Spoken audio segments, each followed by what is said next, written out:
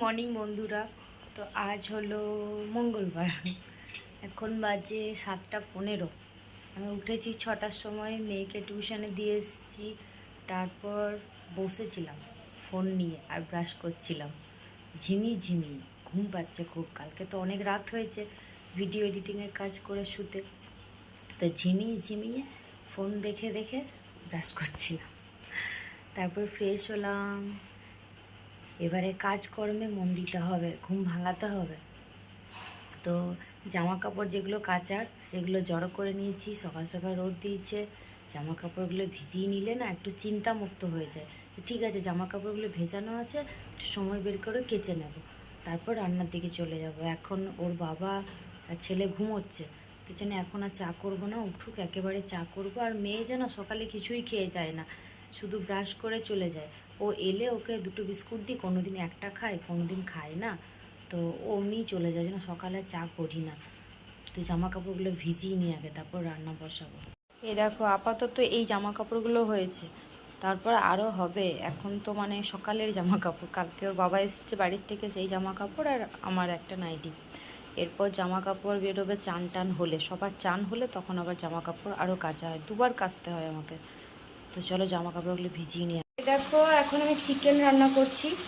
তো ভাববে আজকে সানডে নয়, অথচ চিকেন কেন হচ্ছে। ওই ছেলে তো কিছুই খাচ্ছে না, আর চিকেনটাও একটু পছন্দ করার, কদিন থেকে বলছে চিকেন খাবো চিকেন খাবো। ওর বাবা বললো তাহলে আজকে নিয়ে আসি। আর যেহেতু আমি ছিলাম না বলে ওর বাবাও রান্না করে খাইনি রোববার দিন, আর মামা বাড়িতে সেই আমরা খেয়েছি, অনেকদিন খাওয়া হয়নি। চিকেন যদিও মেয়ে পছন্দ করে না, কিন্তু আমাদের একটু ঝোলটা হলেও ভালো লাগে আর কি, অল্প। সেই জন্য তাড়াহুড়ো করে করছি, স্কুলে যাবে খেয়ে। এদিকে ভাত হচ্ছে, পটল ভাজা হয়েছে, আর ছেলেরটা আলাদা করে করব, ওরটা পরে করবো, কারণ এটা তো স্কুলে যাবে, আগে এদেরটা করে নিই। আর এটা একটু কম তেল মশলা দিয়ে সেদ্ধ করতে হবে, বেশি করে প্রেশারে দিয়ে। চলো, এটা হচ্ছে আমাদের মানে 3 জনের লাল লাল মাংসের ঝোল। এটা আমাদের বাড়িতে বেশিরভাগ মানে সবাই এটাই বেশি পছন্দ করে। আর এখানে ভাত উপর দিয়েছি, আর এই হলো পটল ভাজা, আজকে আর কিছু করিনি। আর এখানে ছেলের জন্য হচ্ছে প্রেশার কুকারের মাংসটা, কারণ ও একটু বেশি সেদ্ধ করে না দিলে মুখে চিবি ফেলে দেয়। যে জানি না খাবে কি না, পছন্দ তো করে। আর গ্যাসের অবস্থা দেখো, রান্নাঘর অবস্থা খুব খারাপ। আগে ওদেরকে খেতে দেবো, মেয়েকে রেডি করে দিই, চান করতে, ও রেডি করে খেতে দেবো, তারপরে এগুলো সব পরিষ্কার করবো। ছেলেকেও ডাকছি, একবার করে ওঠাচ্ছি। দেখো আমার চান হয়ে গেছে, আর আমি চান করার আগে ঘরের কাজ সেরে ছেলেকে চান করিয়ে মায়ের বাড়িতে দিয়ে এসেছিলাম। কারণ বললাম যে দিয়ে আসি, নাহলে ঘরে থাকলে তোকে ফোন দিয়ে রাখতে হবে, ওখানে গিয়ে একটু খেলা করবে, দিয়ে আসি। দিয়ে এসে আমি চান করলাম, ছাদে আবার গেছিলাম, জামা কাপড় শুকিয়ে গেছে অনেকগুলো, আর রোদ দিয়েছে ভালো। আর শ্যাম্পু করতে গিয়ে শ্যাম্পুটা এমন মাথার থেকে গড়িয়ে মানে চোখে নেমে চলে এসছে, আমি বুঝতে পারিনি, ঢুকে গেছে। মানে 10-15 মিনিট হয়ে গেল, চোখটা তো খুলতে পারিনি প্রথমে, আমি অনেকক্ষণ বাথরুমে বন্ধ করে রেখেছিলাম, খুলতেই পারছিলাম না, প্রচুর জ্বালা করছিল। তারপর কষ্ট করে তাকিয়েছিতেও সমানে জল পড়ে যাচ্ছে, এখন তো জল পড়াটা একটু কমেছে, খুব জ্বালা করছে। এটার জন্য এই চোখেও জল আসছে, মানে সর্দি হয়ে গেল, এত চোখে জল পড়েছে, খুব জোর লেগে গেলো, এরকম হয় না, খুব লাগছে। সাবানও মনে এত জ্বালা করে না, শ্যাম্পুটা ঢুকে গিয়ে যে পরিমাণে জ্বালা করছে। তো একটা কাজ না হয়ে উঠছে না। তোমাদেরকে বলছিলাম না যে আইব্রোটা কীরকম হয়ে গেছে, 1 মাসেরও বেশি হবে করাই হচ্ছে না। তো আজকে একটু সময় বের করলাম, মানে এখন বাজে দেখো 12টা 10, আমার সব হয়ে গেছে। ছেলেকে ওইদিকে গিয়ে শুধু ফলের রসটা খাওয়াবো, আর আমি একবার চলে যাবো এই ফাঁকে। মানে এখন যদি না যাই আর যেতে পারবো না, দুপুরে ভাবছি, দুপুরে ছেলেকে রেখে যেতে পারছি না। আর আমি তো পার্লারে যাই না, মানে আমাদের এখানে এক দিদি আছে আর কি, ও পার্লারে সমস্ত কাজ জানে, আগে পার্লারে থাকতো। তো বিয়ের আগে মানে যখন আমি মানে প্রথম আইব্রো করি ওর কাছেই করা, এবং কি যখন আমি এখানে থাকি, মোট কথা আসানসোলে থাকি, কোথাও আমি যাই না কোনো পার্লারে, ওর কাছেই করি। যখন মানে ইচ্ছে হয় ওর কাছেই চলে যায়, ওর কাছে ছাড়া আমার ভালোই লাগে না। আগে যখন আমি মেদিনীপুরে থাকতাম বা বাঁকুড়ায় থাকতাম, বাধ্য হয়ে আমাকে অন্য কারোর কাছে করতে হতো, কিন্তু আমার ঠিক ভালো লাগছে না। মানে এরকম একটা হয় না যে তুমি কারোর কাছে করে মনে হবে যে না ঠিক আছে, যতই অন্য কেউ ভালো করুক তবু মনে হয় না ওর কাছে করলে মনে হয় ঠিক হতো, এরকম আর কি। ফ্যান অফ করেছি, পুরো ঘেমে যাচ্ছি। তো চলো যাই, এই সময় নাহলে যেতে পাবো না, চলে যাই।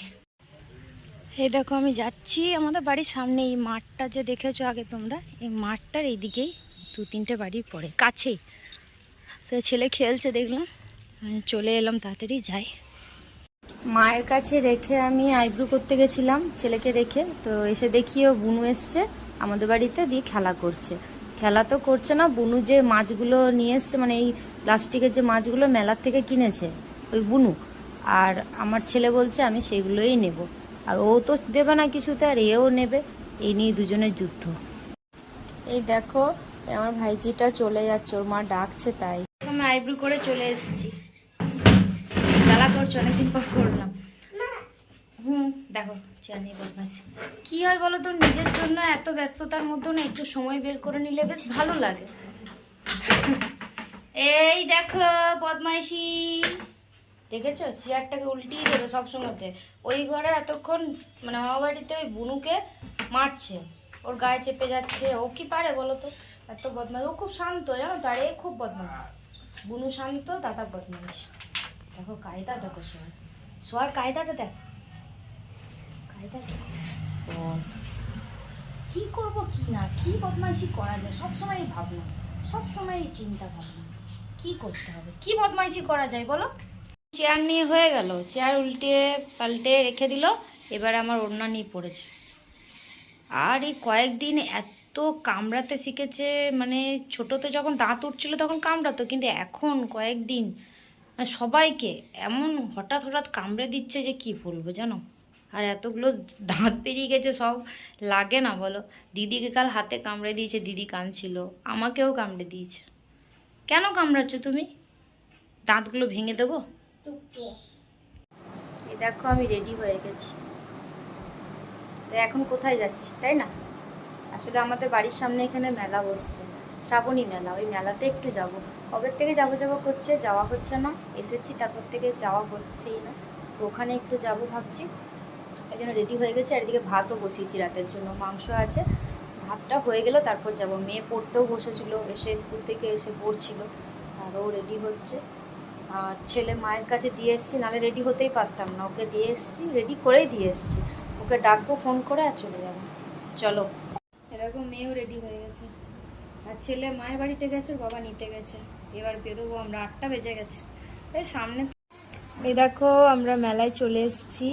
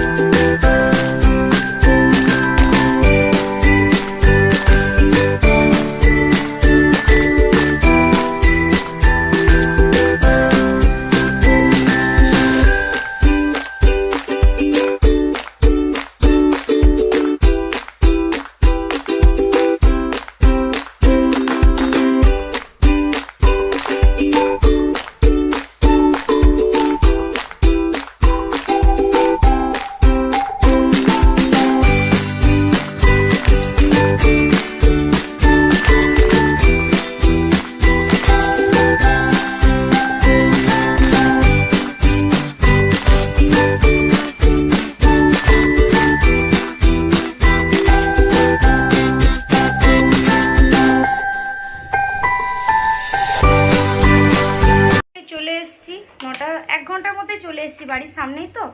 তো দেখাই তোমাদেরকে মেলায় কি কি কিনেছি। প্রথমে মেলায় কি কিনেছে দেখো, ছেলে কিনেছে দেখো একবার, কাটার জন্য কাঁচি নিয়ে চলে এসছে। এটা হলো মাছ, কি ছিপ রয়েছে জানি না, কাটবে নাকি? বাবাকে দাও কাটতে, যাও। আর এই দেখো একটা আমি নুনদানি কিনলাম, এটা আমার ছিল না, অনেকদিন থেকে ভাবছিলাম এটা কিনবো। আর একটা এরকম কিনলাম, এই মোমো মানে বানাবার জন্য বা পিঠে টিঠের জন্য। আর এটা একটা মগ কিনেছি স্টিলের, আর এটা একটা বাটি, আর এই হলো একটা হেলিকপ্টার, এরোপ্লেন। আর মেয়ে এই যে একটা এইরকম নিয়েছে, ও এত বড় হয়েছে তবু খেলনার নেশা যায়নি, বারবি ডল খেলনা যেখানে দেখতে পাই কিনতে চাই। আর একটা চা খাওয়ারই ছোট্ট ট্রে নিলাম, ছোট, ওই 4টে কাপ হবে এরকম। আর ও বলছে কাটো কাটো, বাবাকে অস্থির করে দিচ্ছে। এগুলোই কেনা হয়েছে। আস্তে আস্তে, এই দেখো, এই বুনুর কাছে আজকে সকালে এই মাছগুলো দেখে কাঁদছিল, তো মেলাতে এটাই কিনে নিয়ে এলাম। পারছো না? এই দেখো মাছ